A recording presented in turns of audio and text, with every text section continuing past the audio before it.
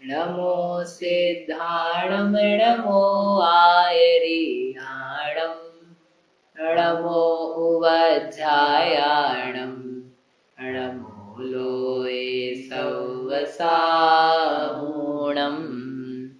नमः श्रीवर्धमानाय निर्धूतकलिलात्मने सालोकानां त्रिलोकानां यद्विद्यादर्पणायते।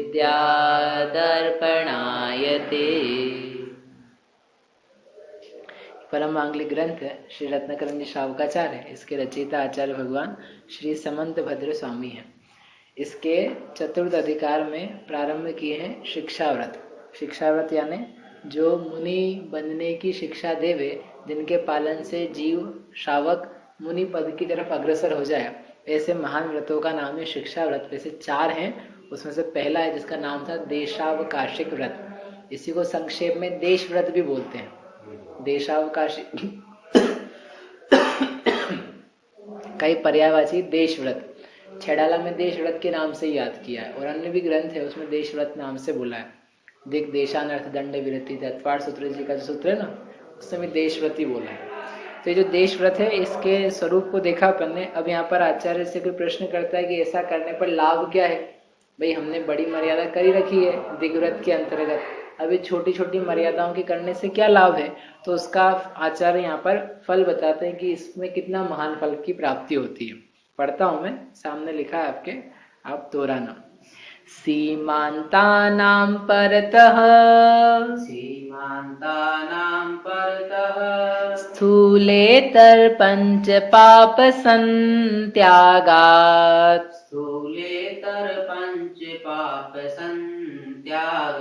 देशावकाशिकेन च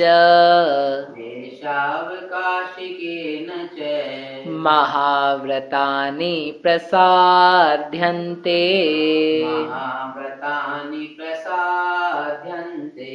सीमान्तानां परतः स्थूलेतर पंच पाप संत्यागात् देशावकाशिकेन च महाव्रतानि प्रसाद्यन्ते। देशावकाशिकेन, देशावकाशिक व्रति के द्वारा जो उसने सीमांता नाम परत, सीमा की अंत, जो सीमाओं का अंत भाग है, लास्ट हिस्सा है, उससे परत आगे का हिस्सा, यानी जितनी सीमा मर्यादा ग्रहण करी, इस कमरे की, घर की मर्यादा ग्रहण करी, तो इस कमरे की अंत भाग से आगे, बाहर, ऊपर नीचे आदि सभी दिशाओं में जो वह उसने क्या किया, वहां पर स्थूल इतर, स्थूल पापों का और सूक्ष्म पापों का उसकी क्या हो गया है, संत्यागात, सम्यक प्रकार से त्याग हो गया है। जब व्यक्ति दिग्व्रत ले रहा है तो उसने क्या करा था, सब दिशाओं की मर्यादा करी थी जीवन भर के लिए। देश व्रत लिया तो उसने थोड़े क्षेत्र को छोड़ करके बाकी सारे क्षेत्र का पूरा त्याग कर दिया, अर्थात उस क्षेत्र में ना जाएगा, ना वहां से कोई वस्तु मंगाएगा, ना यहाँ से किसी को वहां भेजेगा, ना उस क्षेत्र में होने वाले व्यापार भोग आदि के प्रति राग भाव धारण करेगा। इस प्रकार से वहां पर कुछ भी ना करेगा, कराएगा, ना अनुमोदना देगा, ना बताएगा, ना अनुमति देगा। उस संबंधी सारा क्या हो गया, इसके पापों का त्याग हो गया।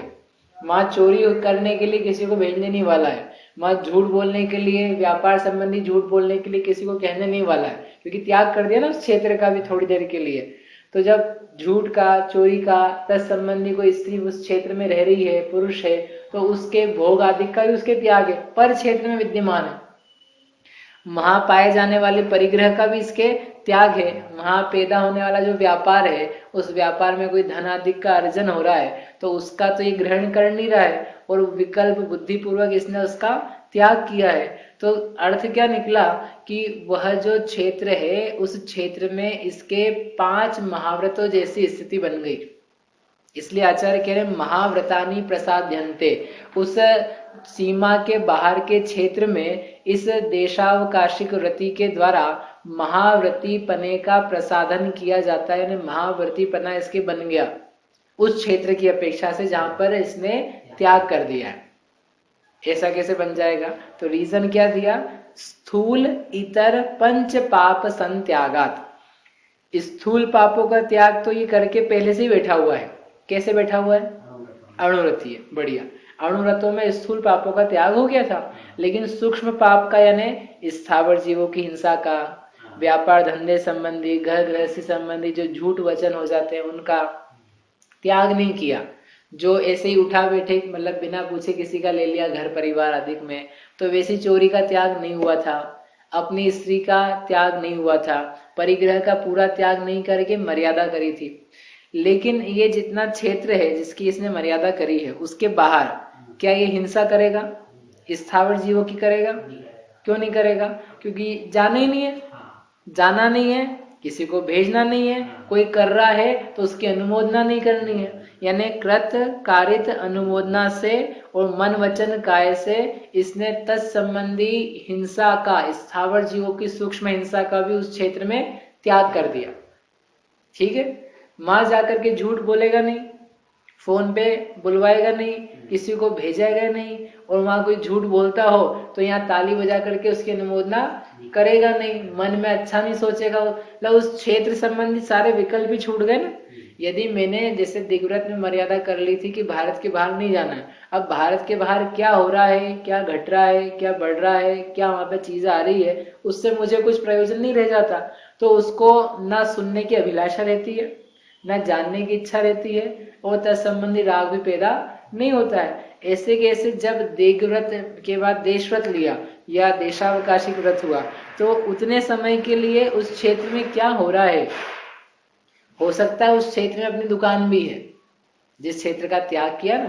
क्योंकि मैंने आज नियम क्या लिया है, इस घर के बाहर नहीं जाऊंगा आज के लिए, तो इस घर के बाहर मेरी दुकान भी है, मेरा बिजनेस भी है, जॉब भी हो सकता है, पढ़ाई लिखाई भी हो सकती है, खाने पीने के साधन भी हो सकते हैं, वो सब हैं। लेकिन जब मैंने ये व्रत लिया कि मैं इस घर के बाहर नहीं जाऊंगा, इसका मतलब ये नहीं कि बस शरीर से ही नहीं जाऊंगा, इसका मतलब ये है कि उस क्षेत्र में वचन भी नहीं बोलूंगा और उस क्षेत्र के बारे में विचार भी नहीं करूंगा।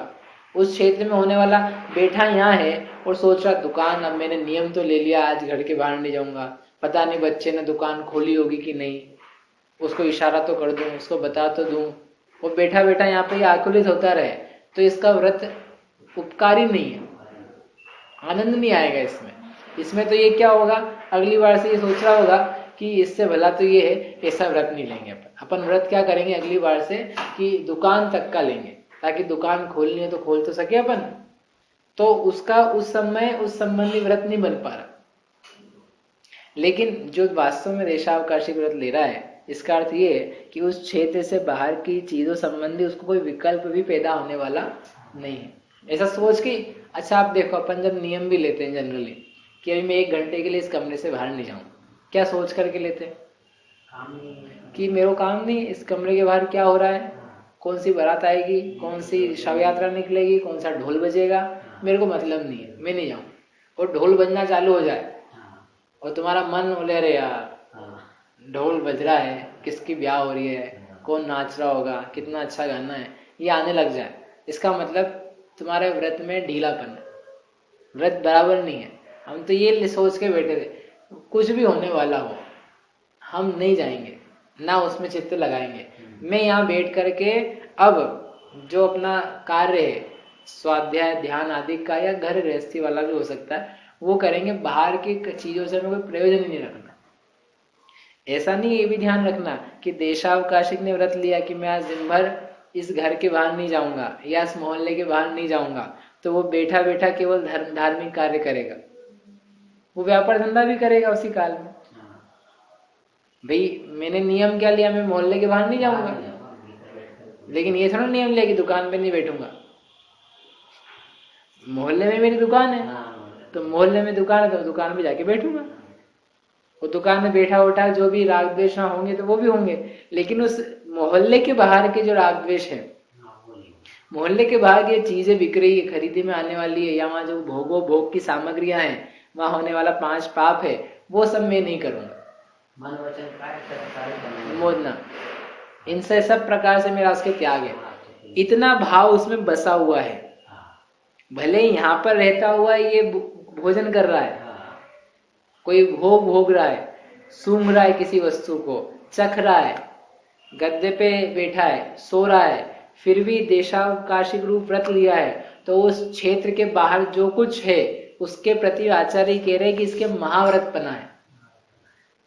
कितनी बड़ी बात कह रहे हैं, समझे कि भले ये महाव्रती नहीं है, महाव्रती जैसा इसके परिणाम भी नहीं है अभी, लेकिन फिर भी इसके उस क्षेत्र की मर्यादा कर लेने से और इसका महाव्रती परिणाम बढ़ गया। आप कह सकते हो दिग्व्रत में भी यही बोला था कि महाव्रती हो गया, लेकिन वहां पर बड़े क्षेत्र में ये फैला हुआ था। ये पूरे भारत देश की अपेक्षा से ये अणुव्रती था, उसके अलावा क्षेत्र में महाव्रती था। लेकिन अब जब ये दिग्व्रत देशव्रत जो है, देशव्रत में कमी करता जा रहा है, मर्यादा कम करता जा रहा है, तो इसका महाव्रतीपना बढ़ रहा है। समझे आप, गुण इसके खिलते जा रहे हैं। अब समझ में आ सकता है आपको कि इसको शिक्षाव्रत क्यों कह रहे हैं, क्योंकि पहले इसने स्थूल पापों का त्याग किया था अणुव्रत में, दिग्व्रत में मर्यादा के बाहर का त्याग किया, तो वहां इसका वो सूक्ष्म पापों का त्याग हुआ। आगे बढ़कर के जितनी मर्यादा है उसमें और इसके महाव्रती पने का क्षेत्र बढ़ा और इसके अणुव्रती पने में क्षेत्र में कमी आई। अणुव्रती थोड़ी क्षेत्र में और महाव्रती ज्यादा क्षेत्र में, तो इसका अर्थ ये बड़ा महाव्रती बन रहा है। अभी महाव्रती नहीं है, ध्यान रखना, वहां भी कहा था कि ये उपचार किया जा रहा है, इसके प्रत्याख्यानावरण कषाय के बहुत मंद उदय पाए जा रहे हैं, लेकिन अभाव नहीं हुआ है। और जब पूरा अभाव होगा ना प्रत्याख्यानावरण कषाय का, तब जाकर के इसको महाव्रती कहेंगे वास्तव में। कोई ऐसा समझ करके ये नहीं करने लग जाए कि हमने त्याग देखो अभी कहाँ का लिया है, कमरे में ही रहेंगे, कमरे के बाहर का त्याग, तो कमरे के बाहर हम क्या हैं, महाव्रती। तो जो कमरे के बाहर लोग हैं वो मेरी निर्ग्रंथ रूप में पूजा कर लें तो भी क्या दिक्कत है? क्यों महाव्रती हो गए ना। आपने तो लिखा, ग्रंथ में लिखा है कि भाई ग्रंथ में किस अभिप्राय से लिखा, समझो कि इसका परिणाम उज्जवल है। ये नहीं चाहता मेरी पूजा करे, अरे ये तो वैसी सम्यक दृष्टि यदि है तो ये अपनी पूजा क्यों चाहेगा? अपनी पूजा चाहे, अर्घ उतरवाना चाहे और सम्यक दृष्टि भी रह जाए, ऐसा कैसे हो सकता है? ये संभव नहीं। और कपड़ाधारी की पूजा होने लग जाए, ये भाव आ जाए, तो महामिथ्या दृष्टि है।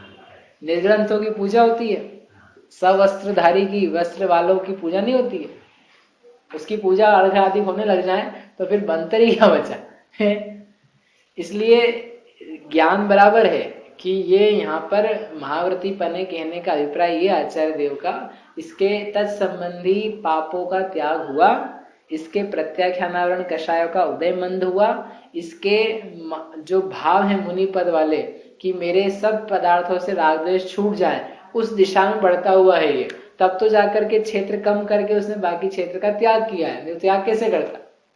इसलिए इसके महाव्रती पना यहाँ बन रहा है। समझ में, इतना बड़ा लाभ। महाव्रती अणुव्रती को कह रहे हैं कि ये महाव्रती जैसा है, कितनी बड़ी बात है। अणुव्रती नहीं कह रहा मैं महाव्रती जैसा हूँ, अणुव्रती कहे तो कोई सुनेगा ही नहीं। महाव्रती मुनिराज निग्रंथ दिगंबरी कह रहे हैं कि ऐसा व्रत ले ले जीव यदि, तो उसको महाव्रती बना बन। तो अपन तो ले सकते ना रोज रोज का, तो ध्यान रखना अणुव्रती जो हो और फिर गुणव्रती हो, उसके ये बनता है। जिसके दिग्व्रती नहीं है उसके देशावकाशी कहाँ से बन जाएगा? जिसकी शादी ही नहीं हुई है उसके बच्चे कहाँ से हो जाएंगे? पहले विवाह होगा फिर बच्चे हो सकते हैं। पहले तुम बड़ी मर्यादा करो तो उसमें छोटी मर्यादा बन सकती है। अब तुम कुछ करो ही नहीं, अकेले हमारा व्रत है, ऐसा व्रत नहीं, आप करो तो वो प्रशंसनीय है, वो अभ्यास है, उसका पुण्य भी है, करने लायक है। लेकिन ये ऐसा व्रत में जो ये कह रहे ना इतना लाभ है, वैसा लाभ नहीं हो।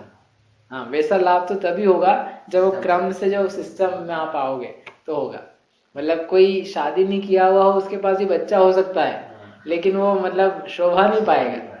वो ठीक है, बच्चे को खिलाने रूप आनंद सब आएगा, उसको कोई बात नहीं, लेकिन वो जो विवाहित व्यक्ति के बालक होता है वैसा नहीं है वो।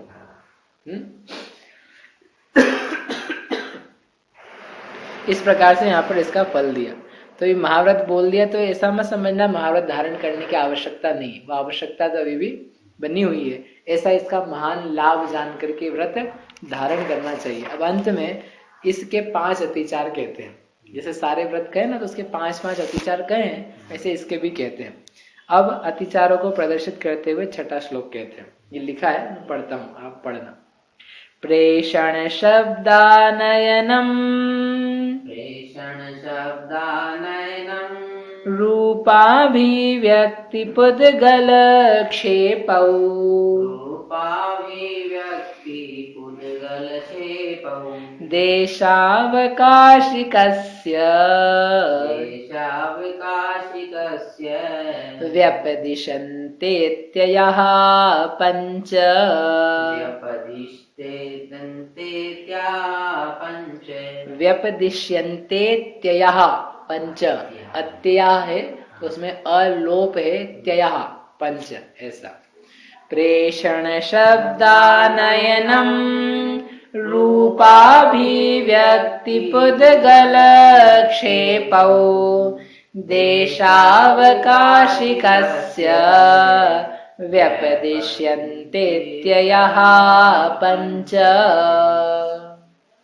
देशावकाशिकस्य, देशावकाशिक व्रति के लिए, अत्ययः, अत्ययः यानी ये लिखा है ना, ये अ जो अनुस्वार है ना इसका लोप है, यहाँ अ है, और त्ययः यानी अतिचार, अत्यय यानी अतिचार, अत्ययः यानी बहुवचन लगा करके अतिचार, 5, पंच यानी 5, व्यपदिश्यन्ते कहे जाते हैं, ये 5 अतिचार कहे जाते हैं। कौन कौन से? पहली लाइन में नाम है, प्रेषण, प्रेषण नाम का अतिचार, दूसरा शब्द यह अतिचार, तीसरा आनयनम, बताते हैं अर्थ, ले अर्थ शब्द ही बता रहे हैं अभी, आनयनम 3, फिर रूपाभिव्यक्ति, रूप की अभिव्यक्ति करना 4, और पुद्गल क्षेपौ, पुद्गल क्षेप नाम का अतिचार। इस प्रकार 5 है, प्रेषण, शब्द, आनयन, रूपाभिव्यक्ति और पुद्गल क्षेप। क्या अर्थ है इसके?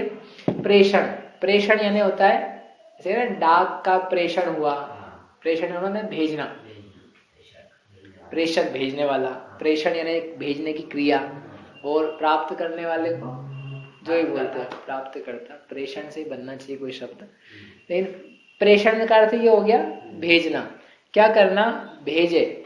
ये जो देशावकाशिक व्रति है, तो इसने क्या व्रत लिया कि मैं इस मोहल्ले के बाहर आज या इस महीने इस पक्ष में नहीं जाऊंगा, लेकिन बीच में इसको कुछ काम पड़ गया कि वहाँ कुछ व्यापार है या किसी को कुछ बताना है, वहाँ दुकान कब खोलनी है, क्या बेचना है, कैसे बेचना है, बेटे को बताना है, कुछ काम ऐसा पड़ गया। तो इसने क्या किया, क्या मैंने तो व्रत ले रखा है तो मैं तो जाऊंगा नहीं, और व्रत तोड़ना भी नहीं है, नहीं तो तोड़ना हो तो खुद ही चला जाए, लेकिन तोड़ना भी नहीं, अपन तो नहीं जाएंगे, कुछ भी हो जाए हम नहीं जाएंगे, मरते हो तो नहीं जाएंगे। लेकिन अपन एक काम कर सकते हैं, अपन भेज तो सकते हैं, क्योंकि मैंने देखो त्याग कायगा किया है, जानने का त्याग किया, लेकिन अपन भेज तो सकते हैं, इसका अपना त्याग नहीं है। ऐसा सोचता हुआ वो क्या करता है, किसी को भेज दे, जाओ तुम जाकर के बेटे को हमें बताना दुकान में व्यापार धंधा ऐसा करना, इस व्यक्ति को इतना रुपया देना। अपने को तो ना पता था 8 तारीख आ जाएगी, कि 8 तारीख को ऐसा हो जाएगा, अपने तो नियम ले लिया था कि अपन महीने भर इस एरिया के बाहर नहीं जाएंगे। अब एकदम 8 तारीख आ गई, 8 नवंबर, और एक घोषणा आ गई, अब आदमी हिल गया बोले अब तो सब करना पड़ेगा, नहीं नहीं नहीं व्रत नहीं तोड़ूंगा, तो ये खुद नहीं गया, इसने दूसरे को भेज दिया, देखो वहां जाके उनको समझा देना। ऐसा फोन से बातें करने लगा, तो फोन से बातें करना दूसरा आएगा, लेकिन भेज दे किसी को उस क्षेत्र में काम को करने के लिए, तो उसको समझना कि ये इसका प्रेषण नाम का अतिचार है। तो अतिचार क्यों? ये तो भंग हो गया।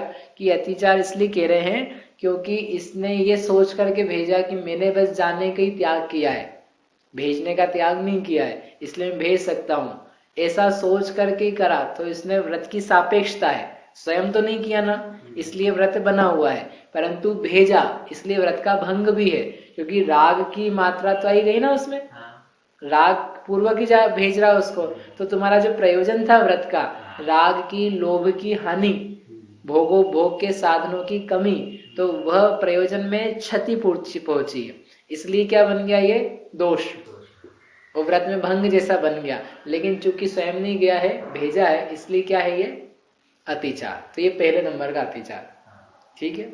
दूसरा, प्रेषण के बाद आनयन, अपन शब्द 2 मिनट बात करते हैं। आनयन दूसरा, आनयन में क्या किया कि यहाँ से पहले भेजा था वो प्रेषण था, आनयन यानी बुला लिया, आ जाओ।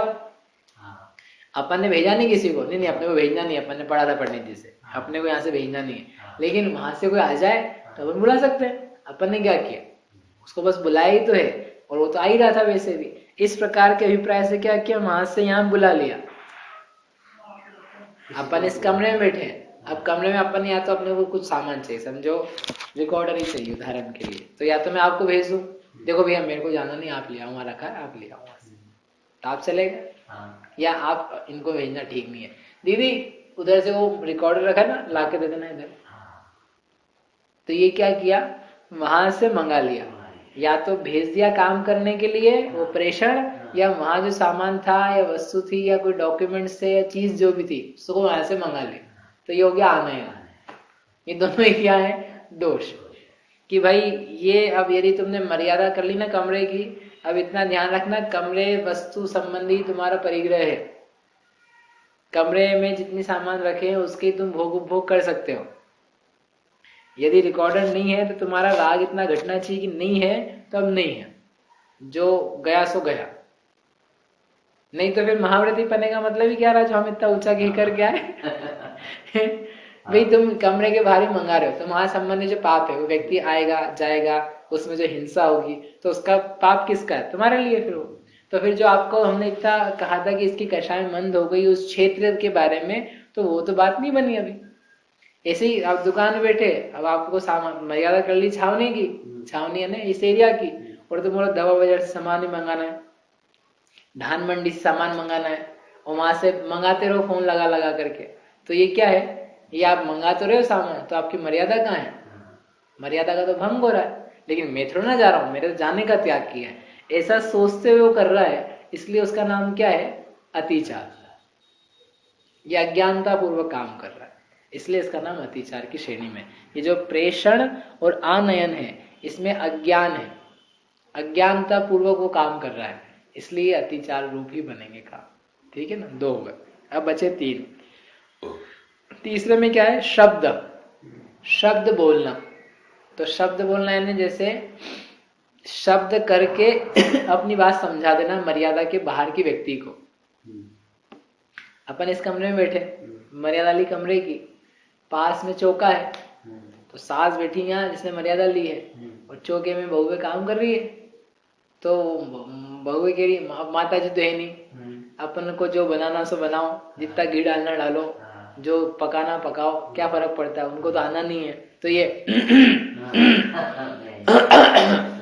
ऐसा कह करके समझाते, भैया मैं इधर ही हूँ, सब सुन रही हूँ मैं, सब मेरे को पता है क्या हो रहा है, और ध्यान रखना आधे घंटे की मर्यादा है, आधे घंटे बाद सब देख लूंगी मैं। ऐसा इसके मतलब ये बोल नहीं रहे ना, इसने किसी को भेजा कि जा बेटा जाके बोल दे मम्मी को गड़बड़ नहीं करे, और ना वहां से बुलाए बहू इधर आ, इधर आके खड़ी हो, बता क्या बना रही है, ना ये करा इसने। लेकिन ऐसे खखार के कुछ शब्द करके इसने बता दिया अपना अभिप्राय और समझा दिया कि हम वहां है, तो तुमने अपनी उपस्थिति वहां भी दर्ज करा दी ना, तो दर्ज करा दी, तुम्हारी मर्यादा कहाँ है, समझ में आया? ये क्या है कि छोटे छोटे एरिया की जब अपन मर्यादा बांध रहे हैं ना, तो इस प्रकार की चीजें सामने आने लग जाएगी। क्योंकि अपन ने क्या, लोभ के कारण से कई बार क्या होता है कि अपने को अच्छा त्याग करना है, बड़ा त्याग करना है, तो मेरी मर्यादा, मैं इस जो ये आसन में बैठा हूँ ना, पाटे में, इस पाटे को छोड़ के हिलूंगा ही नहीं, जाऊंगा, इतनी मर्यादा। आधे घंटे में बैठा, आधे घंटे का त्याग मेरे लिए सब। अब कर तो दिया इसने अब लेकिन जो चीजें बंद में घट रही है, इसको रहा नहीं जा रहा क्योंकि राग घटा नहीं वैसा, इसने ले तो लिया था, तो अब वो कुछ ना कुछ करके गड़बड़ करेगा। तो इसलिए इस टाइप के अत्याचार, देखो देश व्रत के जो दिग्व्रत के अत्याचार थे ना, वो तो बड़े बड़े अत्याचार बताए थे, वो अलग थे। ऊर्धाधस, तिर्यक, व्यतिक्रम, क्षेत्र वृद्धि, स्मृति का भूल जा विस्मरण हो जाना, इस टाइप की चीजें यहाँ नहीं। यहाँ तो क्या है, ये छोटा सा एरिया बांधा था, और इस एरिया में जब काम अन्य रूप हो रहा है, ये चाहता है, अब बैठा यहाँ है, अब कुछ चाहिए भी, इसको ठंड लगने लगी, अब कपड़ा चाहिए, क्या करे, तो कोई देख भी नहीं रहा है तो आवाज करे पहले थोड़ी बहुत तो लोगों को समझ में अच्छा कुछ बोल रहे हैं। तो ये पहला अतिचार। फिर दूसरा, बोल नहीं सकता है, बाहर है मर्यादा के, तो थोड़ा इशारा करे ठंड वंड का, ऐसा रूप बना, ठंड लग रही है, तो सामने वाले को समझ, ओ पिताजी को ठंड लग रही है, इनको कुछ ला के दूं तो कुछ बोले नहीं, ठंड ठटरा है। अब इतने में बोले ठंड तो लग रही है, बोलेंगे नहीं, अपन ही ला करके दे दो, फिर ला करके रख दी। तो जब रखी तो बोले अब अभी भी दे दो, उठा तो सकता नहीं है क्योंकि मर्यादा कितनी कर रखी है, कितनी सी।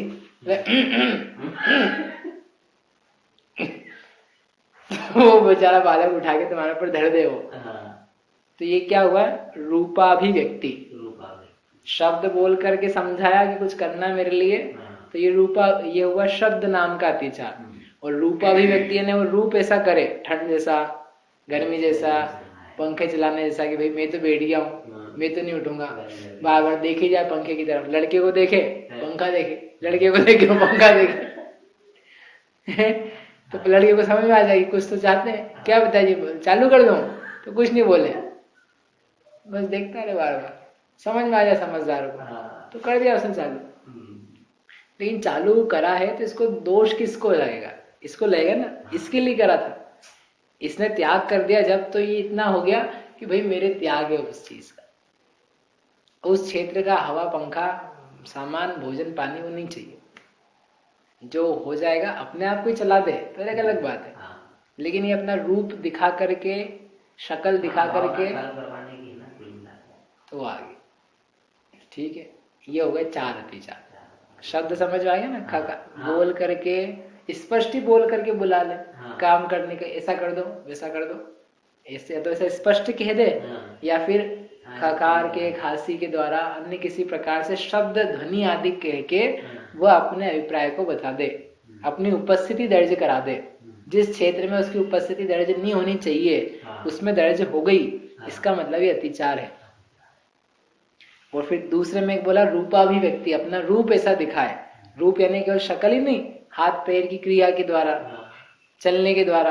अब ये तो इतने से एरिया में का है, अब यूं घूमने लग जाए तेजी से, कमरे की मर्यादा ले, और कुछ काम पास में ऐसा हो रहा है कि आकुलता वाला, तो ये अब कोई आ नहीं रहा है इसके पास में, तो क्या करे, तो कमरे में तेजी से घूमने लगा, चलने लगा, आवाज आने लगी चलने की, और कि कुछ हो रहा है, तो बाजू में से आके आदमी पूछने लग जाए क्या हुआ, क्या तकलीफ है, क्यों ऐसा घूम रहे हो, और वो दिखे बोले पास में कुछ नहीं हुआ, आप शांति से रहो, सब ठीक है, कोई झगड़ा वगैरह नहीं हुआ है, कोई का देहावसान की स्थिति नहीं आई है, आप शांति से बैठ जाओ, कुछ भी गड़बड़ नहीं है। तो वो जो रूपाभिव्यक्ति थी ना इसकी, चलने रूप क्रिया, यद्यपि वो चल अपने मर्यादा में ही रहा है, लेकिन वो जो कार्य कर रहा है उसका प्रयोजन बाहर के क्षेत्र के लिए है, जो नहीं होना चाहिए था।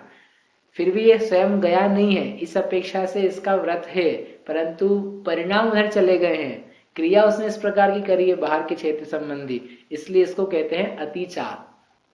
अंत में पांचवा क्या है, पुद्गल क्षेप।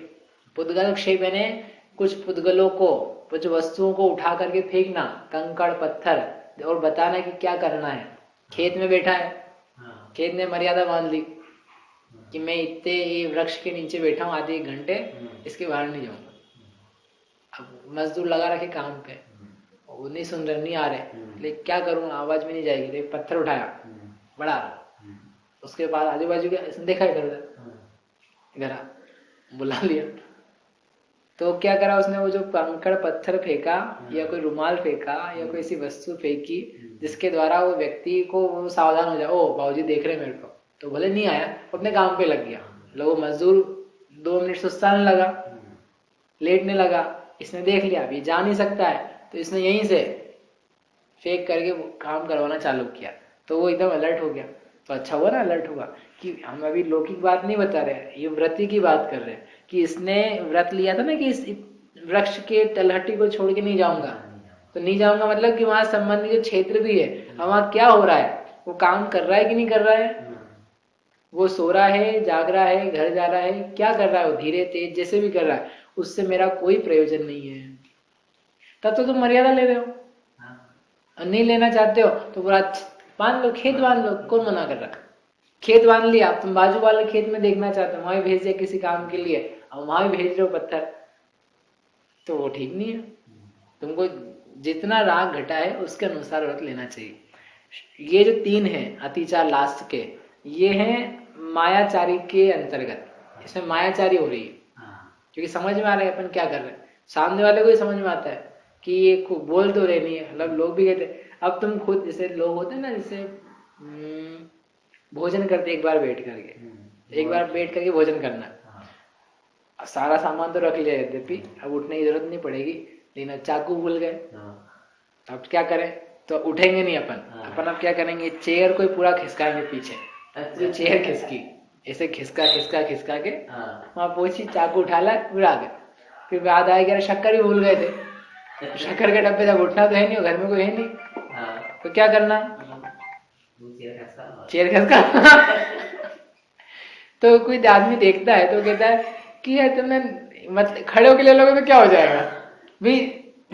एक बार बैठने का मतलब क्या था कि एक तो एक बार ही बैठ के लेंगे, बैठ के लेना चाहिए, दूसरी बात यदि हमने यहाँ जितना लेना है वो ले लिया, इसके अलावा हम उठेंगे नहीं, इतनी हमारी मर्यादा। और यदि ऐसा नहीं है तो आप एक बार इतने अभिप्राय रखो कि एक बार बैठ के खाना है, अब बीच में यदि हमको कुछ सामान लेने के लिए उठना पड़ा तो उठ जाएंगे, काम तो वही कर रहे हो। तो एक साधारण सा व्यक्ति भी ये देख कर बोलते इस नियम में क्या है कि आप उठ नहीं रहे हो लेकिन घिसा पुटी सारी कर रहे हो, सामान सारा ला रहे हो, और बल्कि ज्यादा तकलीफ हो रही है ऐसा घिसने में, खड़े होकर ले लो तो जल्दी हो जाएगा, ठीक हो जाएगा। तो बोलते नहीं हमारा नियम है बैठने का, ठीक है भैया अच्छा नियम।